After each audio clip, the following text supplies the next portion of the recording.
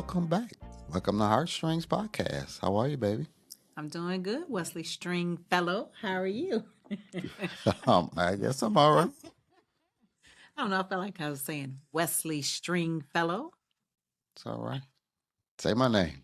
Say my name. Say my name. Say my whole name. Wesley Stringfellow. Oh, you want me to say your whole? Okay, moving on. That's how I know I'm working it right. Okay, we are not going to go there today. All right. Okay, welcome back to Heartstrings Podcast, and I sound a little funny at the voice because You're a little nasally. I've been under the weather, but You did have a little raspiness going on, a little sexy raspy. Okay, when I was little or younger, I felt like all the raspy people that had raspy voices, they actually could sing. Did you ever notice that? No. Okay. Well, that's just a sidebar. 85% of the people that I know that have a raspy voice, it sounds sexy, sensual, or they could sing some really good gospel music. So, I don't know.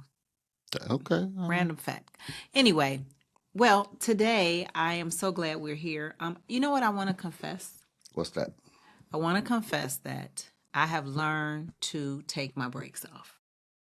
I've learned to take my breaks off in regards to not putting us under so much pressure and putting myself under so much pressure that you just have to stay on every single deadline in regards to things that are recreational, like the podcast, like my Coffee and Connections or Nisha's network or whatever the case may be. I think things that you enjoy doing, you don't have to put yourself in a crunch, especially if you're not making money. Do you agree with that? Sort of. I think there should always, I don't care what you do, there should always be some type of discipline. It has to be. Otherwise, sometimes you'll just slack off. Put it on cruise control and slack it right on off. So I think sometimes you have to be intentional. And if getting something done regularly, that means you have to write it on the calendar and put a date on it, then that's what you have to do. Now, if you just a natural gonna fire up, go getter, and you don't have any problem, then do you. Well, I'm a natural go getter, fire up, and I don't have to put it on the calendar. I could do that. But when I said I had to give myself some grace, of course, I haven't been feeling well, and I started up Coffee and Connections, and I don't know what you really felt about it. Why did you think I started up Coffee and Connections? I think that this platform and other platforms like that where you're speaking and talking, I think that is very, very natural for you. I think that's your happy space. And you're good at it. You are a professional, except when you congested and coughing and hacking. Sorry. But guess what? What? We didn't tell the people where we were. Oh, okay. Well, we are live from Toronto, Canada. Yeah. Nice pick. Nice pick. And any time to get away is a good away. And we're here to celebrate our friends who do it so well. Hassani and Danielle was Hassani's 50th birthday. Happy birthday, Hassani. And we were invited here to celebrate with them and their family and family. So we're their family. So we came to celebrate with them and just to still away for 5 minutes. Toronto. I don't know what I expected, but it's not what I expected, I guess. Because we've been to Canada. We went to Niagara Falls. It's a little smaller town, a little slower. It's more touristy. But Toronto is like, and it's crazy that I'm going to say this, it's like Chicago twice. Because that's how vast and tall these buildings are here in Toronto. And I heard Vancouver's even more. But, we always brag about Chicago skyline and our downtown, and nobody's downtown matches up, which is true. But when I got here to Toronto, I was like, okay, Toronto, I see you doing your thing here. It looks really nice. They got a lot of new tall buildings. They got your old buildings mixed in. And it doesn't seem, and I know it's the weekend, but it doesn't seem like it is as congested in the downtown area, driving wise. I mean, it's not like you were breezing through, but I don't know. I'm kind of surprised. I'm pleasantly surprised at Toronto. Okay. Well, that's one of the gifts of driving, right? I don't know. Why is that a gift of driving? Because we get to actually explore, see without just hopping off a plane, jumping in a car, headed to the hotel. We actually got to see and actually, a lot of times you charge me as guilty as looking at my phone, but I was pleasantly And surprised by really looking. you still were there a little bit. Well, I'm gonna say it for myself then. I was pleasantly surprised at the beauty of the buildings because I'm the one that acknowledged quite a bit of them. Like they all have balconies and they all have different architectural shapes and sizes, and it's just a lot of them. Yeah, but even if you fly here, you can't. I mean, it's just a nice place to be. So I'm impressed. I'm impressed, Toronto. You did well. Well, the last time That's some we Chicago people. did the podcast from Canada, we were in Niagara Falls, We which were in was really Falls. beautiful. Maybe you'll actually show It's an experience that everybody picture. should experience. But I'll say this that this which getting back to what I was saying was actually taking the time when you can, as we have stolen away, to be able to have some time to say, hey, let's sit down and record and just really talk some things out. And I know Wes is a very logistical person. You are. And you don't really like talking about the details of what's not happening. But I'm just appreciative that I'm learning to just really have the gray space to say, hey, everything doesn't have to be done all the time. Sometimes you just have to take some time to relax. And when it happens organically, you like organic stuff, don't you? You don't like stuff to be forced. I don't like it to be forced, but I like a plan. How's that? Explain that. Well, organic is a plan because if you think of organic foods, it's homegrown. It's definitely has to be specific soil, specific things. So yes, I think a good way to explain is if we're at a party, I like it to organically enjoy ourselves. If you play some games, let's play some games. I've been to parties and they're okay. Sometimes, all right, it's 8 o'clock. We're going to play this game. Then we do this for 30 minutes. Okay, now we're going to do this. I'm like, that's not really organic fun. That's just kind of pre-planned fun. But you like a plan. I like a plan, as in let's have a party.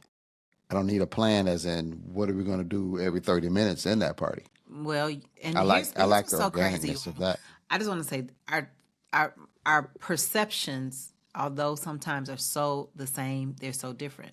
Because you also don't like dead space, but I don't like dead space at a party. You don't mind relaxed What's dead dead space. space at a party? Dead space where everybody's just sitting around and trying to figure out what to do next. You know what I mean? But you don't like dead space on programs. I call that a boring party. But Anyway, the whole point of it is that to relax in the space that you're in. And if I could offer some advice, it would be whatever exciting thing you have on the horizon, people in general, if it's not your bread and butter, you can't lax off of your job. But what you can do is just relax and let stuff happen when it's supposed to happen. Make a plan. But if it doesn't work out, it's not the end of the world, is what I'm saying. And I was kind of hounding the things that I really love to do is the end of the world if they don't happen this day, this time, this place. No, but that's probably because I coach that way. But anyway, so I wanted to ask you a couple questions because we've had a lot of intensive conversations, not so much as intensive in regards to us, but just us communicating effectively. And we talked about, navigating marriage, right? And the other day I was like, Wes, I don't take it for granted that, we have been faithful to each other or we are doing our best to stay loyal and, all the things. And you was like, why don't you? Could you explain that? well, the comment more was along the line of I don't take it for granted. Excuse me. At this point in our marriage, I said I don't know if you're gonna flip the script and decide I want to date a 20-year-old woman. I'm like, why would you not take that for granted? And I said that because I think at this point in your marriage, our marriage, I say our marriage, We know that we have a good relationship, a good friendship, and all of those things. We know that. Regardless of what other people may think, know, or assume, we know that. I think when you get into those relationships and one of them decides that they want to go the other direction after being married 25 years or 30 years, I don't think it's that much of a surprise because there were some issues all along. So when you get there, I mean, you may be shocked, like, oh my God, y'all married 25 years, but yeah, but y'all been, on fumes for the past 20 years. And if it wasn't for the kids, it probably wouldn't have even lasted that long. So and that's what I was mean. You should take it for granted because I think we know. I think we know. I know how. Well, of course, well, you know what I'm saying. Yeah. Well, I think it's the what people don't see behind the scenes, and me and Wes do have um conversations sometimes about the areas where we kind of like have flaws and stuff like that. Um, and not kind of have flaws. We have flaws and how we feel about them. I think we don't stay there. We don't get stuck there. And I think that sometimes that's the real work behind the marriage. It's like we establish our friendship, we establish our loyalty, we establish that we have to keep Christ at the center and first and foremost in order to even make this thing work. But it's the intentionality behind it. And I feel like grace and mercy for the mindset to want to only have eyes for you, the mindset to not even, if I see a red flag of something trying to go south, I think addressing things right away rather than just letting them linger and linger and linger. And we talk about this, we feel like, I think you said this, I know you said it, I might not say it correctly because you've been correcting me 3 or 4 times now on how I say things, but I think what I want to say is that, remember when you talked about, what do you feel about when couples didn't just wake up and just was like they were in a bad way, or you know what I mean, they've been having trouble for years. It's like what people don't see, all you see is the external. What do you mean? Like, I mean, different from what I just said a few minutes ago. The couples at year 5, you have struggles. It's not a surprise at year 20 when you get there. I don't know if there are any couples who have gotten along for 20 years great and strong, and then year 21 they like, let's just do something different. but do you think one person could be blindsided? Absolutely. I think that sometimes one or the other person in that party in that marriage may have just masked a few things, and on all outside appearances it looks okay, and like you said, that word taken for granted has always been there. Is it that they've never had any real conversations? I don't know. I don't know. How Well, about we that we answer? work Because I we've don't know. Because we've worked with couples for years, and do you feel like there's any conversations that we've ever had that we've not really talked about or we've not dealt with? in our marriage, Yeah, in our marriage. Yeah, like yeah, yeah. no, not really. No. No. Okay. But give me examples, because I mean that's kind of vague just to throw No, that it's out there not like that. vague. It's just kind of like, do you think that is there anything you're hiding? That's No, the bottom see, line. And to me, I don't hide it's, anything. here's what I'm saying Excuse me, about I'm that. back. So soon as she gets back,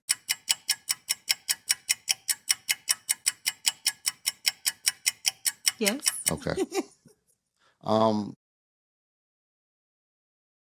and it's more than just hiding a secret. I'm talking about some deep feelings That's what I'm talking about. that you've been having. I'm talking about feelings of the heart. I'm not talking about. Are they hiding them, or are they just kind of oppress them and put them on the shelf and kind of come to the conclusion it is what it is?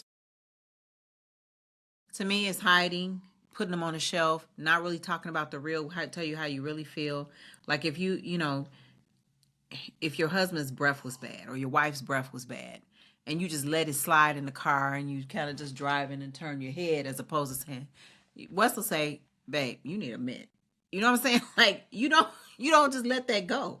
You know what I mean? You care enough about me to not let me be out there. Or Nisha, well, I could go a lot down that line. So I'm saying that you don't let things go. You're open enough to be naked about the things you feel. Or you saying, Wes, you made me feel some kind of way. Or you'll say, Nisha, I just feel like those are the hidden things that turn into big, huge things. Yeah. I think that the way we're talking, we have kind of really, really simplified that. But I think it's way deeper than that sometimes. It's not just about what you're doing, making me feel some kind of way. Sometimes it's all about me feeling some kind of way. It has nothing to do with you. That's good stuff. Yeah, you're right. So You're right. it's not always a cause and effect. Sometimes it's just an effect. I'm not feeling good of myself and you can't help me, so I'm going to seek out what does make me feel better. Yes? Sometimes. Sometimes. Yeah. I think I And brought this. Go ahead. oh, I'm sorry. I also believe that sometimes you'll get to a place in your life where it is a crisis, where you think you should have been somewhere, have done something by now, been someplace different, and then 20 years later you wake up and you're at the same job, no further than you thought you would be. You don't really, you're just not feeling good, and you go through that crisis. And how do you make then something dramatic really happens to you? Sometimes it's life altering. Sometimes whatever that life changing thing is, and that switch just clicks on, and you be like, I am not happy here, for whatever reasons, and then you don't really try to fix it. You just need to get out of it. And that's what people do sometimes. Yeah, well, I started the conversation off with navigation and navigating. And the reason I brought that up because we're going to hit on talking about a little bit on cruise control, which you really brought up in the Reboot Your Marriage. I really believe God gave you that. But speaking of navigation, I'm not the best navigator in terms of when we're driving, right? I'm not the best partner to sit there and say, West, turn here, or West, 5 miles up the road, we're going to make a left, or thank God for GPS. And even GPS kind of steers you wrong. But I thought about that in marriage because. Those have been some of our biggest car arguments. Before Mr. GPS came on board. Oh, for sure. When it was just the maps or whatever you call that. And, or reading a map, period. And Wes have issues if I don't know how to read a map. Like, he taught the girls how to read a map.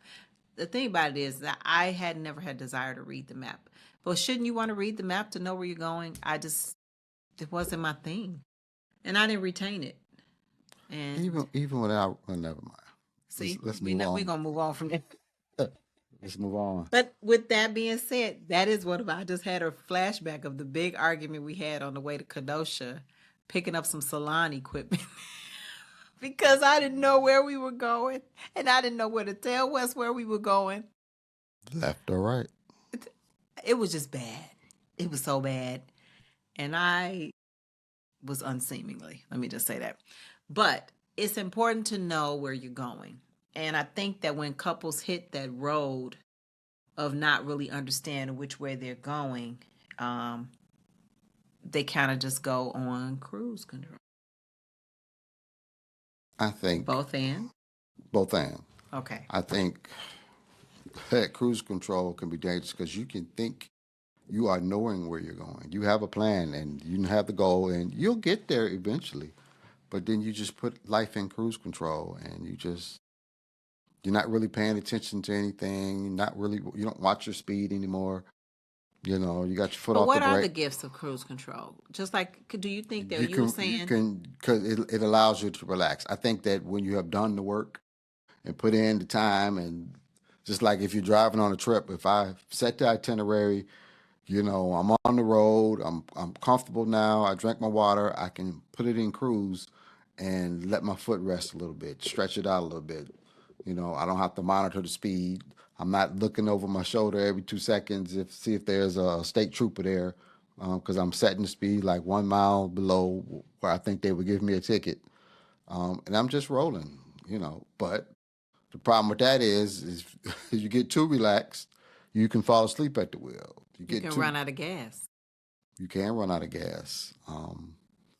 And so I think that when we talk about that cruise control about people's lives, I think we have sometimes put our lives on cruise control. We go to work every day, Just put it on cruise control. We're not trying to get promoted. We're not trying to go the extra mile at work. We're just doing the bare minimum to collect that bare minimum check. And our lives are on cruise control. We do it with our spirituality. We get up, we go to church, put in our little few hours, come home, and that's it. That's it for the week till next Sunday. We're on cruise.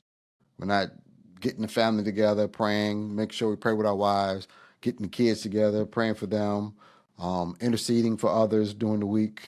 Whatever God tells us, reading, studying. We're not doing any of that. We're just on cruise control with our spiritual life in so many areas. We say we want to be successful business people, but then we get a business and we're on cruise control.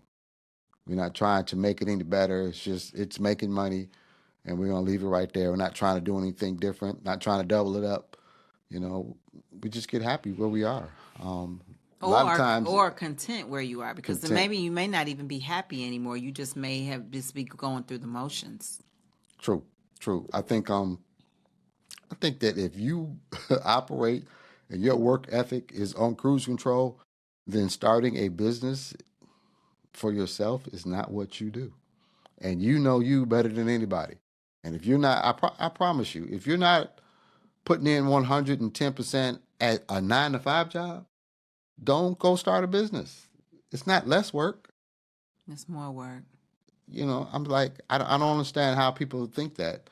I can now I'm my own boss. I was like, yeah, you're your own boss, which means you get no time off unless you get a business that makes money by itself, but you got to still put in the work.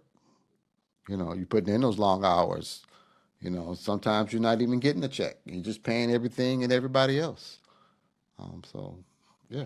Well, I kind of want to reel back in because I just really want to talk about navigating in marriage. So we've talked about really not taking each other for granted. Now, here's the thing. You did say while you were driving on cruise control that the benefit of going on cruise control is because you can kind of relax at that point. You know where you're going. You drink your water. You're one mile, one speed level underneath where you before you overdo the speed limit, and you're good, right? But along the way, you may hit a bump, you may hit a pothole. You have to pay attention. Why? Because of the fact that some other drivers may not be paying attention. And I think that having two drivers is huge in the relationship. And that's why I wanted to go a little bit. How do you feel like we navigate in a space of where we're not really too comfortable on cruise control, but we actually are moving forward which has made it work for us? Because you said pretty much we don't have to, we can kind of take it for granted a little bit. And I don't mean that like, oh, we just are like the best thing since sliced bread, but you were like, you don't have to worry about me going to do some crazy stuff or whatever the case may be. So what do you think that glue is? That was a lot of questions to end up in a question. Yeah, the navigation of our own marriage. So, what are you asking? Give me your answer, then I can answer. I love when you do that. You told me to interview you. I'm interviewing you. Yeah, okay. How do you navigate our marriage without being on cruise control, but yet being on cruise control? I don't see our marriage on cruise control at all. We're always doing stuff. I'm always making an effort, always doing the extra, doing a little bit here, um, being intentional. We have talks all the time. You want to know why I pause there? Yeah. Because sometimes we always have talks while we're on vacation. I don't want to talk about on vacation. I did think about that. But you know what? Here's something good. When my mind is relaxed, it thinks about everything that I want to probably perfect or do better or something. And I see all the little things that could be improved. Or maybe I'm relaxed enough to pay attention to them. And even some things that may annoy me a little bit. And it's not that you annoy me. It's the fact that these little these little things pop up that may annoy me. And I think it's vice versa. I think you pay more attention, or maybe I hear how much you're annoyed, or little things may irritate you a little bit, and they're pointed You out. want to know the truth about our vacations? Do you hear what I'm saying? Do you acknowledge what I'm saying? Do you understand the words that are coming out of my mouth? You want me to respond to your word? Yes, please. I think that on vacation, a switches in your brain Mm. to fantasy island. And but I mean, it's the truth. It's like when you get on vacation, it's like I don't know. You hear songs in your head and float. I don't know what you think. But a lot of times I'm like, I don't know if I ever change. I'm the same. Vacation, not vacation. But when you're on vacation, all the cares of the world go out. And we should be floating and holding hands and skipping down the street and Singing Kumbaya, your yeah. favorite thing. And I'm like, okay, I missed that. I'm sorry. So No, that's so true. That is so very the true. things that I say normally that I say at home is just like, psh. But when I say them on vacation, it's like, oh my God, I can't believe you said that. I'm like, well, you. That is so good, Wes. That is so good. That is revelation. Again, I've been getting revelations on this little 2 days that we've been here. And I feel like they are eye openers, which is what I wanted to say about the navigation. God is the navigator and he will speak to you individually, but it should also confirm some things that you talk about collectively. And we're talking about this and it's a light bulb because I don't want to be annoyed or irritated or mess up our vacation, but at the same time, you're absolutely right. My brain switches off to everything a bed of roses while we're here, even if it's not. Even if I don't know everything, like I don't even want to know anything bad on vacation, even though I've had to tackle some things, but I don't want to know the bad things. And I think that you're absolutely right. And I'm sorry. I'm sorry. I'm apologizing on public. Okay. You accept my apology? Hmm. Okay. Okay. So all that to say that Yeah, all that to say, what are you saying? I'm saying that be intentional about your navigation. Who's navigating your marriage? Are you on cruise control? Are you having that communication Did you answer the question for yourself? about what keeps us grounded? Who's navigating? The Holy Spirit is navigating. That's what your answer is? Who's navigating the marriage? Yeah, same question you asked me. No, I said, what do you think keeps us in a navigation of a healthy direction? I think I said that, right? In so many words. Okay. Personality. That's the best way I could say it. Like I feel like the Holy Spirit does talk to me. I believe he lets me know things. Times this week, if you notice, I was very emotional this week. When does he let you know these things? Not only on vacation, this week, before we even got here, did you notice I was just a little emotional this week? I feel like the Holy Spirit has been trying to get my attention about some things. But Not just in the marriage, you but say that as if that's unnormal for you. I think, here we go. Just like you got through talking about cruise control, I think when I've had so much heavy stuff, when I feel like I can just operate on cruise control, and what does that mean for me? I may not get up at 5 and read my word every single day. I may not pray and get off into my quiet place all the time.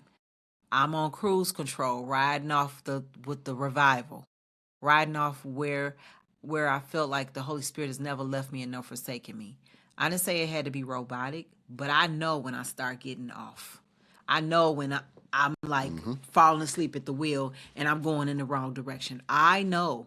And I think the Holy Spirit had to reel me back to say, hey, wake up, girl. You've been on cruise control long enough. That's why I take it so seriously. And that's why I really wanted to talk about navigating, not just in your marriage, but in your own individual life. And then sometimes, if you are prepared, if you got your driver's license and your insurance, if you got your wheel alignment, if you got everything, your oil change, if all ducks are meeting up, guess what? If you get pulled over, it's not going to be any tragedy, right? But if you don't have the things you need in place, it will knock the wind out of you. And I feel like I didn't have my spiritual things in place this week specifically. And it kind of knocked me out. I fell asleep a little bit and knocked me out of my cruise control.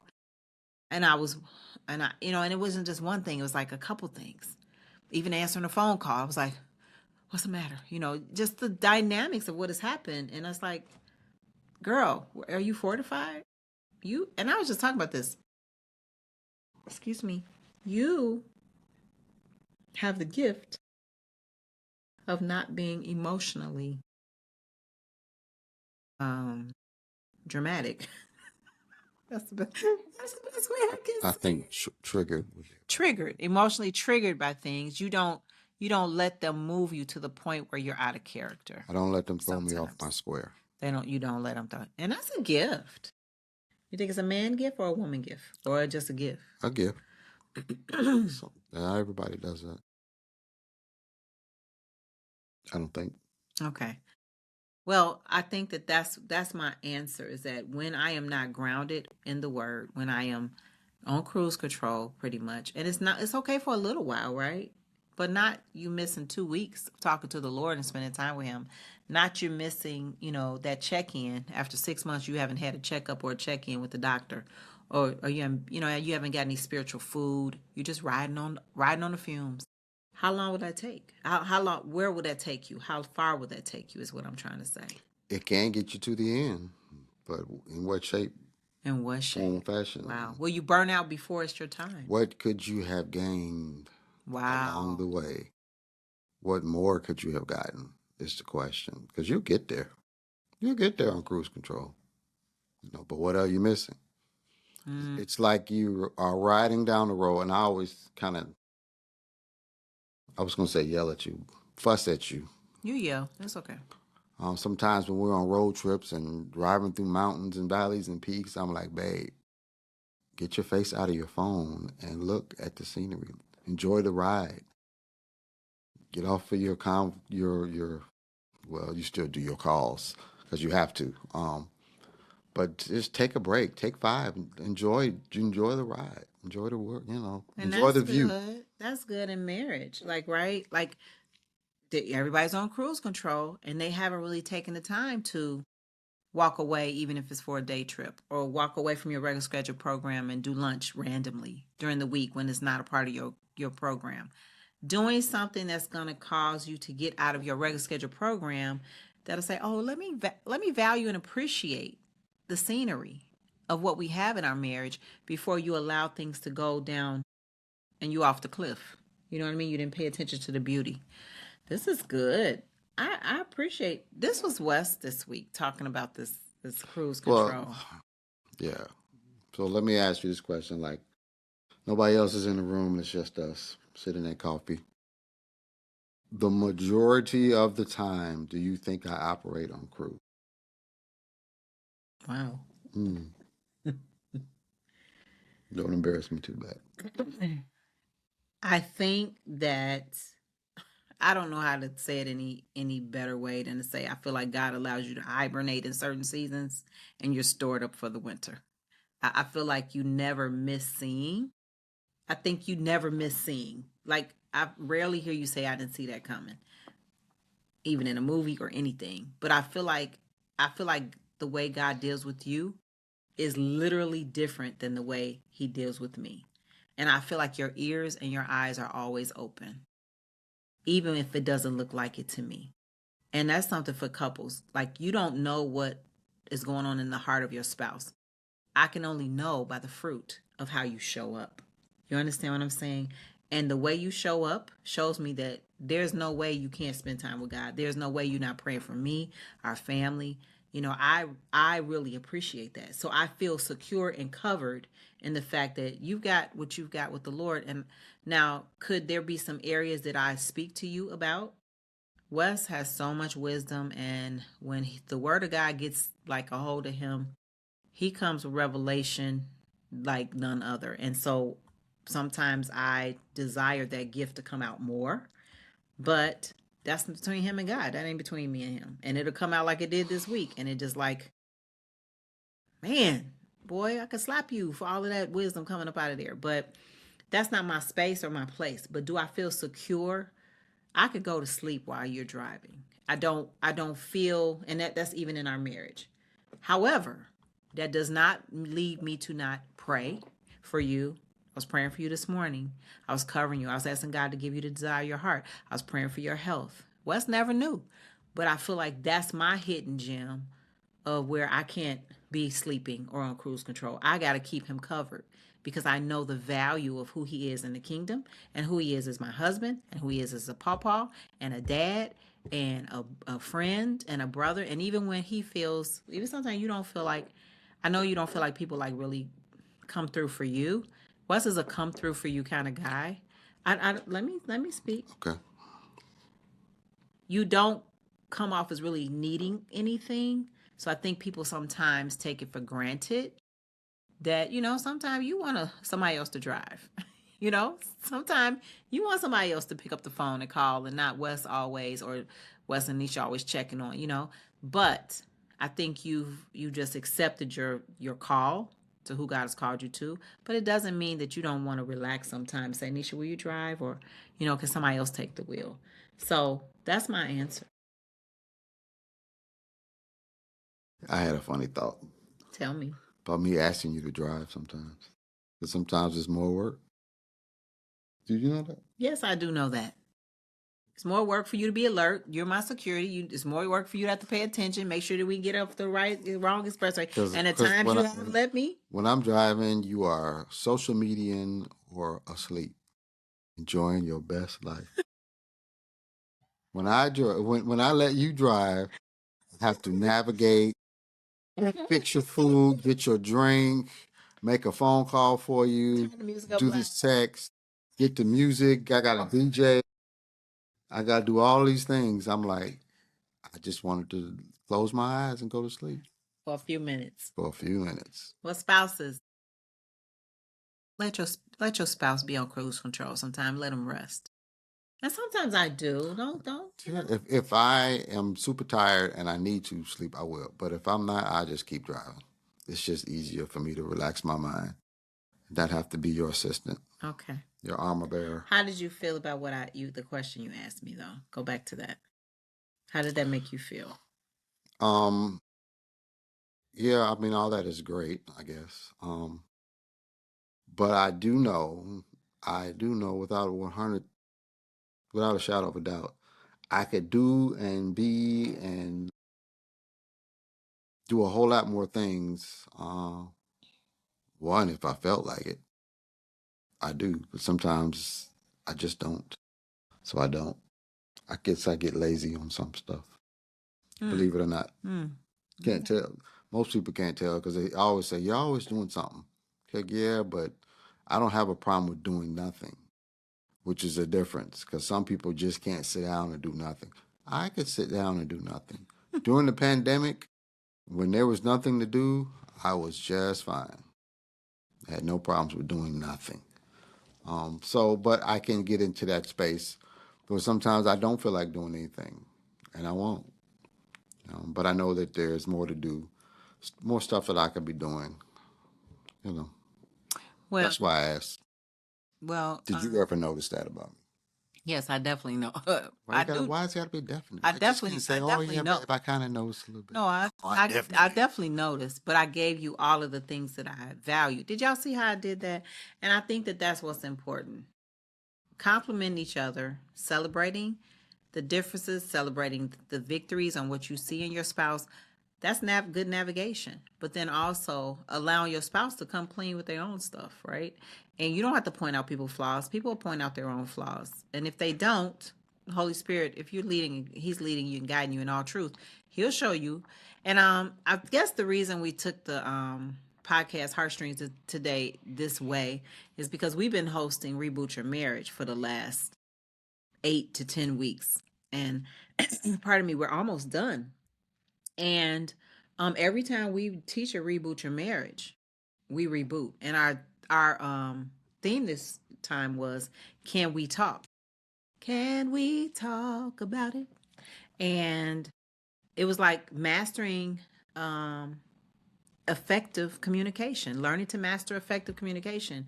And even after 37 years that me and Wes have been married, 38 together, we are yet on a journey to master our communication and make it effective. Would you agree with that? Mm-hmm. And I think that it doesn't feel comfortable all the time. And even Wes, a couple times, He was tired. And a couple times I was tired. I was snippy on the reboot. And people noticed it. People that know us, they kind of noticed it. But I love that because you can't walk around acting like you just all masked up all the time. Like you're not real. You're not human. Like we want people to know that we are transparent and we learn just like everybody else.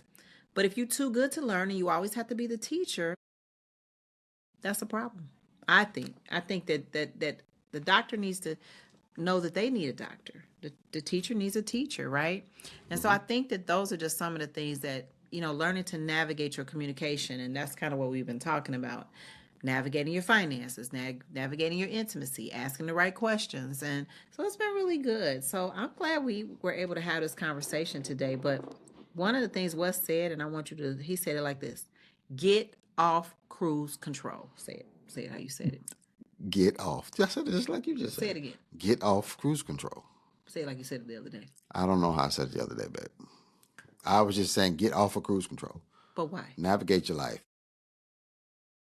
And if you don't have someone, if you have no direction, then find somebody that can help you with a GPS. Right? Am I saying it right? Yes, that was good enough. Yeah. So. Somebody that can help navigate you through this thing. Yeah, for sure. Need a coach? I know a coach. Do you? I do. She's good.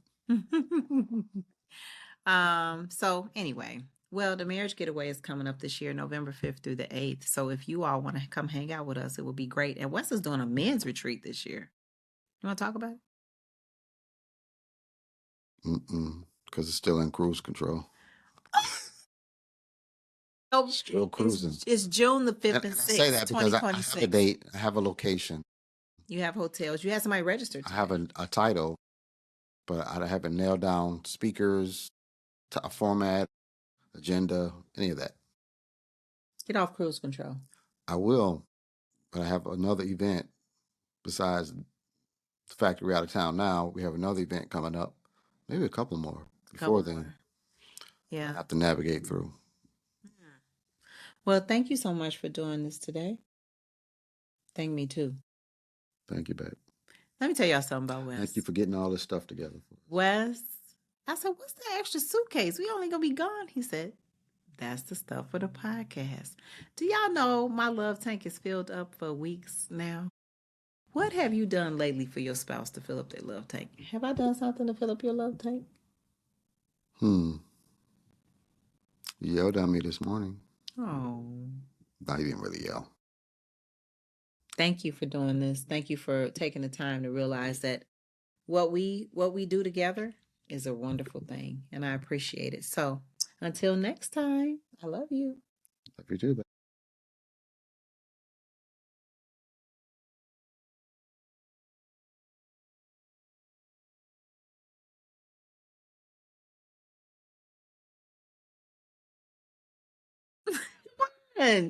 What? Did you stop it? No, we were frozen.